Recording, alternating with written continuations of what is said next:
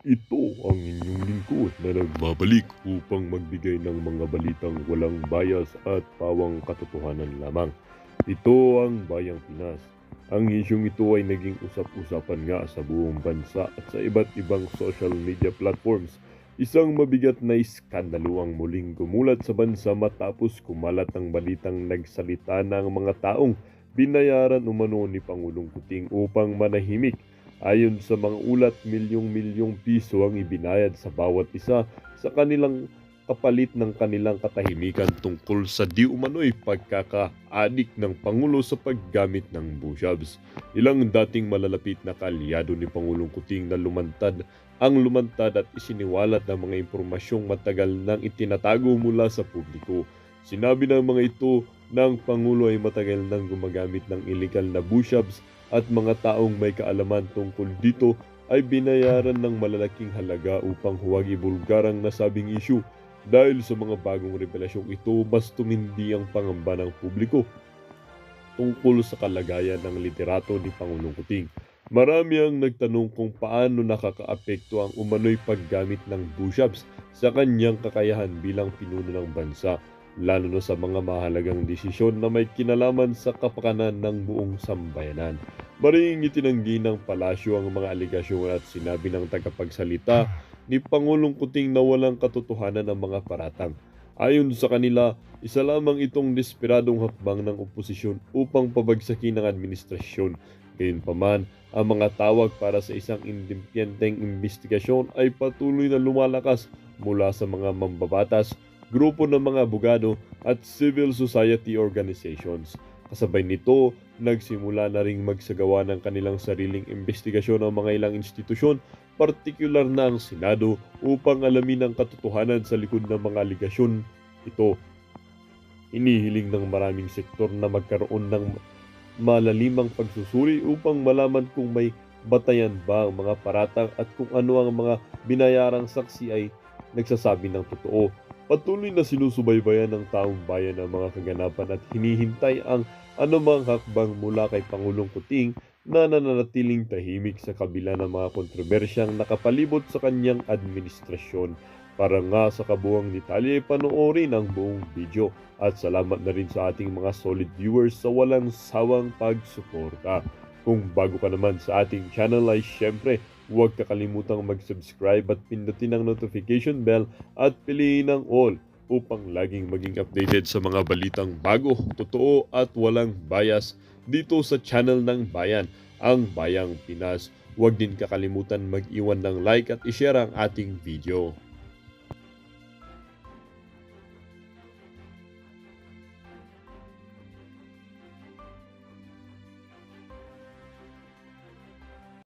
1,000 kilograms or isang toneladang illegal na asin. Okay?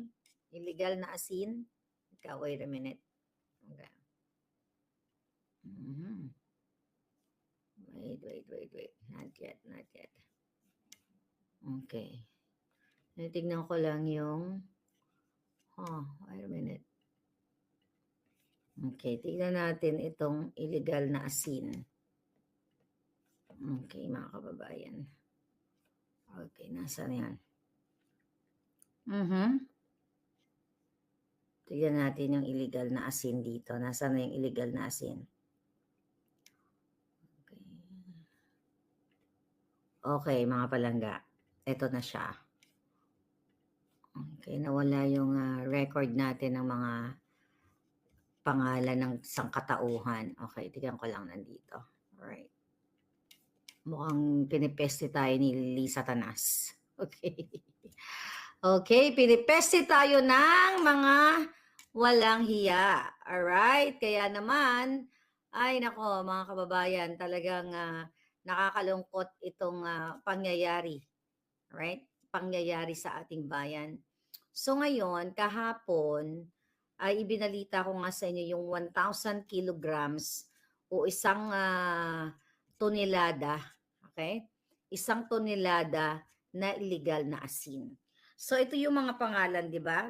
Na sinabi ko sa inyo na nag-email itong concerned citizen. Actually, nasa loob din siya ng PDEA. At maliban pa sa nagbigay nito sa atin na PDEA, sorry, ng Bureau of Customs. So ayan po, yan kasi puro mga kawatan lahat, di ba? Well, PDEA is connected dito sa illegal na pulburon. So naglabas tayo ng mga litrato actually doon sa Boljaka natin. Inilabas natin yung mga pangalan ng mga sangkot dito. Itong si Julian Cuevas at itong si Crisanto Brescia. So napag-alaman natin, itong si Crisanto Brescia ay hindi daw siya pumasok ngayong araw dyan. O, mukhang may kahiyan pa ba ito? So ngayon, at itong dun sa kapapasok lang, ito pong letter na ito, balikan natin, ito po ay pinadala ng certain concern sa Senate, sa Office of the President, sa Ombudsman, at sa lahat ng ahensya na sa PDEA, na na pwedeng makatulong sana para ma-solve yung smuggling sa ating bayan. Pero hindi po talaga masosolve yan, mga kababayan, kasi ang Panginoon nila ay si Lisa Tanas at si Marcos Jr.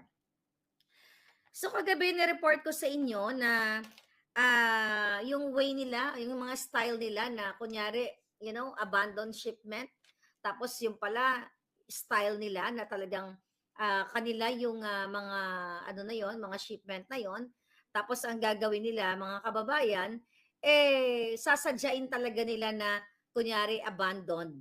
Tapos ilalagay nga doon sa sa yard kung saan nandoon yung mga abandoned container. Kasi sabi ko nga sa inyo, may mga certain days, mga palangga, certain days na kapag kapag wala nang magkolekta diyan, forfeited na yan or something na pwedeng makumpiska. Pero ang sistema na ginagawa nga nitong magkakasabwat, ayon sa ating report na nakuha, ay sinasadya nila na walang magki-claim ng mga shipment na kung saan may laman na illegal na asin. Okay? So kagabi pinaliwanag natin yan sa inyo na sinasadya nila na i-abandon na yan para what? Okay? Pag na-declare na yan na abandon, mga palangga, ay ipo-forward na nga dito sa ita-transfer na nga yung mga container na yon doon sa yard na yon, at sa gabi, ayan, pag sumapit na yung gabi ay nanakawin na nila. Di ba ang pinag-uusapan natin, sino yung sila? Yung magkakasabwat sa Bureau of Customs. Based sa ating report, magkakasabwat halos silang lahat. So yung nag-ulat lang sa atin, syempre ito yung mga concerned na sukang-suka na sa kanilang ginagawa. So magkakasabwat based on our report, di ba? Ayon sa nag-ulat sa atin, at pinadala ito na sinasabi, Miss Maharlika, kailangan malaman ng taong bayan na sobra pong nakakaawa talaga dahil yun na nga, according to our source, mga kababayan, kumukolekta kumukolekta o nag-iintrega etong mga kasabwat ni Lisa Tanas at ni Marcos Bangag. Ayon sa ating informante, according to our source, according to our puting ahas, na nag-iintrega ng 3 billion a month. 3 billion pesos a month, mga pangalangga, according to our puting ahas. Kaya nga, ang panawagan natin dito sa Senate at sa mga kongresista, which is wala naman tayo talagang maasahan. Kaya itong mga concerned citizen na ito, sinasabi nila, pino-forward nila sa akin yung information para sabihin sa taong bayan, kayo na po ang bahala kung kayo ay patuloy na susuporta sa bangag na gobyernong ito. Nire-report itong mga karumal-dumal o yung mga pagnanakaw na talamak dyan sa Bureau of Customs, mga kababayan, pero walang sumasagot ni isa. Di ba? August 5 pa tong letter. Hanggang ngayon wala pang sumasagot na ni isang senador. Hindi pa sinasagot ng Office of the President, Office of the Bangag. Sabi nga, paano naman niya sasagutin ito, mga kababayan? Dahil sila nga ang Panginoon ng smuggling according to our source. 3 billion pesos. And breaking news, ito daw yung yung impact daw ng report natin kagabi, natatawa lang daw yung mga sangkot dito. Etong mga sangkot sila Rubio, okay? Sila Bakiran, So, itong mga taong ito at yung ito, okay? Itong si Cuevas, ito nga si Brescio, absent. At itong Alan Rosales, na nandito yung pangalan niya actually. At yung Aaron Nucom, na nag-aaway-away sila sa loob. Pero, at the end of the day, kaya sila nagkakagirian dahil paramihan sila ng smuggling, ng koleksyon ayon dito sa ating source na binigay sa atin yung information nito. Kaya ngayon mga kababayan, sabi ko nga dito sa mga police at saka sa mga AFP, for sure iba sa inyo, makaramihan sa inyo hindi niyo po to alam. Pero ito may mga taong nagtataya ng buhay para ibigay sa inyo yung impormasyon na ito. Okay? Na yung mga tiwali, mga kababayan, sa customs ay kasabwat nila Lisa Tanas. According to the informant, according to our reports, sinasuggest nila sa taong bayan na you have to act now kasi eto daw po yung nangyayari sa loob ng Bureau of Customs. Diba, naalala nyo dati yung una kong press release sa inyo, not press release, ang balita ko sa inyo last year pa, na ayon din sa ating report, ang tawag kay Martin Araneta ay prinsipe. Dahil sila ang gusto nilang ipatawag actually, royal family. Dito sa report na ito mga kababayan ay nag-iintrega ng 3 bilyon kada buwan ang mga tiwali sa Bureau of Customs mga kababayan. So yung one ton o isang tonelada, 1,000 kilograms mga kababayan, 'di ba? After daw, 'di ba, abandoned 'yon, kunwari. So nailipat na doon sa yard. So na-release na daw po. Sabi ng mga hunghang, sabi na ganoon, pinagtatawanan na lang daw yung inulat natin sa inyo. Pinagtatawanan na lang daw si Maharlika kasi nailabas na daw po nila 'yon. So clear na raw. So kung sakali man na imbestigahan o puntahan, wala na daw pong mahahanap doon. Kasi nakuha na nila ayon sa ating informante. Ngayon, mga kababayan, so mayroon pa rin bagong informante na dumating sa atin na yung certain Julian Cuevas, okay? Yung Julian Cuevas, mga kapalangga, actually hinanap ko siya kung siya ba ay inappoint ni Bangag Jr., sinearch ko sa Bureau of Customs kung siya ba ay posisyon. Kasi di ba kapag inappoint ka, makikita mo sa website ng Bureau of Customs. Pero dati pala siyang intelligence dyan sa loob, itinalaga din daw siya na intelligence dyan sa Office of the President. Kaso lang, ayon sa ating informante, ayon sa ating source, sabi ng kanyang tatay na si Manny Cuevas, alright? Sabi ng kanyang tatay na si Manny, ito pala ang chika, ang kwento daw ito, sabi ng ating mga informante, ito si Manny Cuevas, siya ay isa sa pinangalanan noong panahon, noong 2017, ni Pangulong Duterte na naglalabi o nagbibenta, naglalabi, tumatanggap daw ng mga bribe at humihingi ng nagtulong o nakipag-bribe, nakipagsabuatan sa iba't ibang ahensya ng gobyerno during the time nung panahon ni Pangulong Duterte. Ni-research ko, andyan na actually sa DZMM.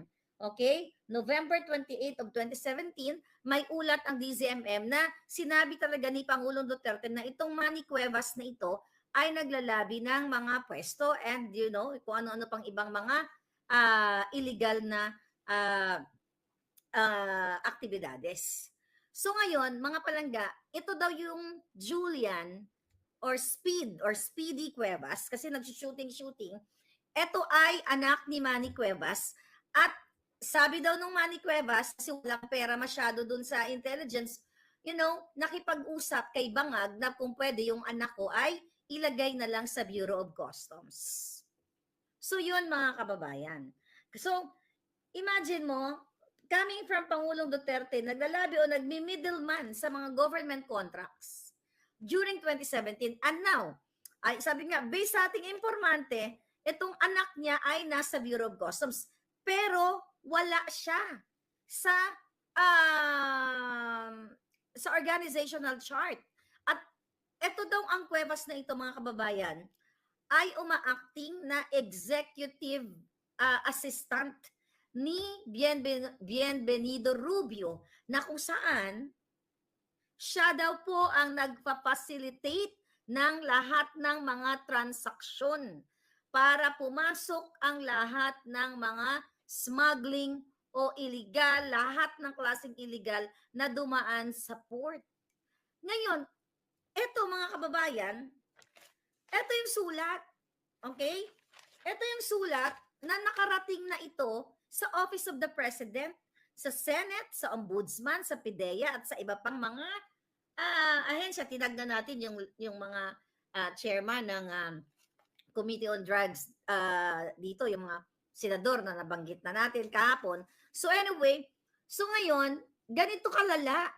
Okay, ganito kalala ang nangyayari sa ating bayan dahil yung ginagawa nitong certain Cuevas, based on our informant, mga kababayan, ay talagang talamak daw ang pagpapasok ng mga illegal na mga, hindi lang pulburon, hindi lang illegal na asin, kundi iba't ibang klasing mga produkto.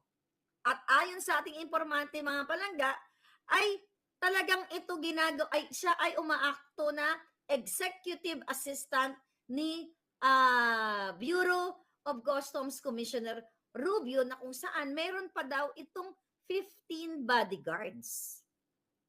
15.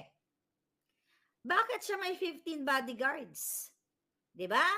Bakit siya may 15 bodyguards? Well, eto nga kaya nga dapat ito ay silipin ng, kung sabi ko ako matino lang mga kababayan, ang ating gobyerno, dapat ito'y tinatrabaho na ng NBI, tinatrabaho na ng PIDEA, at tinatrabaho na rin ng ating mga kongresista at ating mga senador para mapaigting ang mga batas para ito ay mabitay ang mga buwakan ng GNMS. Pero anong i-expect natin? Wala. Dahil sila ay magkakasabwat. Ang gobyerno mismo, ayon sa informante, ay na umaalay ng 3 billion peso kada buwan kay Marcos Bangag, sa pamilya niya at kay Lisa Tanas. So imagine nyo mga papalangga, pumapasok at may opisina sa Bureau of Customs itong Cuevas na ito at nag-engage sa mga transaction, mga kapapalangga. At makikita din siya, actually chinek ko doon sa mga Allcoms Cup nila, di ba? Yung mga Commissioner Cup. Then, every day, mayroon pa mga basketball, kunyari basketball pa sila, yung Office of the Commissioner's Cup Basketball, o di ba? Mga commissioner ba ito o mga kawatan? So naglalaro-laro sila, di ba? Siguro habang nagba-basketball sila, pinag-uusapan nila kung magkano ang kanilang kukobrahin or what, di ba? So ngayon, mga palangga, napag-alaman natin, okay? Itong mga taong ito, katulad na lamang itong pinangalanan at pinatawag sa House of Representatives, di ba? Remember, nung January, kasama ni Michael Ma, kasama itong si Vinir Bakira na ito. Ngayon, itong Vinir Bakira na ito palangga, malupit daw talagang sabuatan ayon sa ating informante. Kasi yung Department of AOCG, okay, nilagay ni Bakiran yung kanyang girlfriend, actually dalawa pa daw ang girlfriend niya, okay? Ang girlfriend niya sa Deputy of RCMG na si Certain Clarice Dizon. Okay? Ayon sa ating impormasyon, nilagay niya yung kanyang girlfriend sa Deputy of RCMG, alright? Yung mga taga Bureau of Customs, alam niyo to, para makontrol nila lahat ang mga transaksyon. Abogado ito. Okay? So, abogado ito mga palangga. Then, mga kababayan, grabe daw talaga dahil, balik tayo dito sa Cuevas. Yung Cuevas daw, ito daw si Julian Cuevas, ay meron ding kapatid na nakapwesto sa Malacanang at meron ding pwesto sa Senate. Okay? Kasi daw ito ay inspired ng kanilang tatay na si Manny Cuevas na pinangalanan nga ni Pangulong Duterte na nagmi-middleman o naglalabi ng mga kontrata sa gobyerno noong panahon niya. So ang ginawa nila mga palangga, ang ginawa nitong ginagawa ni, balik tayo dito kay Julian. Okay? So siya talaga ang parang mini commissioner ng Bureau of Customs. So sa kanya lumalapit, I'm just talking kasi ito ay natanggap na ng Office of the Bangag at Senate, Ombudsman. So ma-acting siya talaga na mini commissioner of Bureau of Customs mga palangga. At sa kanya lahat lumalapit pag wala si Rubio. Sa kanya lahat. Pero may kumpas si Rubio. Kaya kung may gusto na mga transaksyon, ayon sa ating informante, ay lalapit sa mini commissioner na si Cuevas. So, sa makatuwid, ayon sa ating informante, hawak niya lahat ng klase ng transaksyon, mapapulburon, mapa-illegal na asin, kotse, bigas, sibuyas, name it, na lahat na pumapasok sa Pilipinas. So everyday pumapasok siya based on our informant, then wala siyang mandato o hindi siya na-appoint, hindi na public yung appointment niya, then may opisina sa Bureau of Customs. Hanapin niyo, Julian Cuevas, aka Speed or Speedy, kasi nagsushoot na to. Actually, napag-alaman natin at sa nakarating sa atin na report, ito ay based na sa Amerika. Pinauwi lang ng tatay nila dahil nangampanya si Bangag, di ba? At kasama siya dun sa next gen. Remember? Naalala ko, nung tinur ako dyan sa, tawag dito, sa headquarters ng mga Bangag, nung ako ay, hindi pa ako nagising, na nabudol na pala ako, na-tour ako dyan, napuntahan ko yung opisina na yan. Hindi ko naman kilala yung mga taong to. But anyway, itong Cuevas na ito ay umuwi ng Pilipinas para magtulong-tulong. Kunwari lang, tumulong talaga. At ang purpose daw, ayon sa ating informante, para makapwesto sa gobyerno at para makalikom ng salapi galing sa Kabanang Bayan according to the report na na-receive natin kani-kanina lang. Kaya ganun na lang daw ang trato sa kanya, 15 bodyguards. Kasi may basbas ng Malacanang. May basbas ni Bangag, may basbas ng dalawang Bangag. Ng Ahas, Satanas, lahat na mga palangga. Kaya ganun siya ka-VIP. At ngayon pinagtatawanan tayo, ng mga ito, pinagtatawan si Maharlika kasi daw naipuslit na nila ang 1 ton na illegal na asin na pinag-usapan natin kagabi. Kasi daw kahit na mag-imbestiga pa, wala na raw makikitang ebidensya. This is based on the report na natanggap ko just today. So imagine mo, assistant executive, diba? Assistant, mini, commissioner, ganyan, diba?